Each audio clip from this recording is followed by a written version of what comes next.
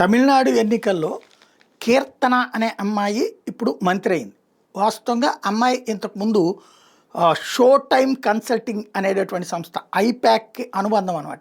ఐప్యాక్ వాళ్ళు కార్యకలాపాలతో పాటు ఐప్యాక్ తర్వాతన ఈ రాబిన్ వాళ్ళది టీం కదా వీళ్ళకి పనిచేసింది. ఐప్యాక్ జగన్కిను, రాబిన్ టీం ఏమో తెలుగుదేశానికి పనిచేసింది ఆ రోజున.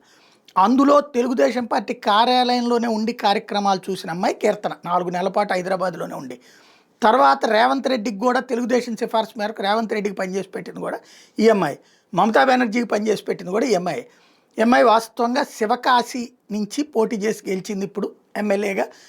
విజయ్ కూడా ఈ అమ్మాయికి ఉన్నటువంటి ఆ నాలెడ్జ్ని గుర్తించినే కీలక బాధ్యతలు అప్పచెప్పే digital media, electronic media, print మీడియాని ఎలా మేనేజ్ చేయాలి, పబ్లిక్లో ఎట్లాంటి మ్యానిపులేషన్ క్రియేట్ చేయగలగాలని దాంట్లో సిద్ధాస్తురాలు.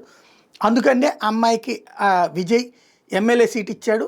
వాస్తవంగా విరుదునగర్ ప్రాంతానికి వెళ్ళి సెటిల్ అయిన తెలుగు కుటుంబం అనమాట వీళ్ళది. ఇప్పుడు ఆ అమ్మాయిని విజయ్ గెలిచాక శివకాశిలో 70 ఏళ్ల ఇంతవరకు అసలు ఆ నియోజకవర్గం పుట్టాక ఒక్క మహిళ గెలవటం అన్నది ఇదే ఫస్ట్ టైం. కీర్తన గెలిచింది. ఇప్పుడు అమ్మాయికి మంత్రి పదవి కూడా ఇచ్చాడు. దీంతో తెలుగుదేశం మంత్రి అంటే అమ్మాయి తెలుగుదేశం మనిషి, తెలుగుదేశం ఇది ఆ తెలుగుదేశమే ఇతన్ని గెలిపించింది అన్నటువంటి కోణంలో రాసుకొచ్చింది ఆంధ్రజ్యోతి.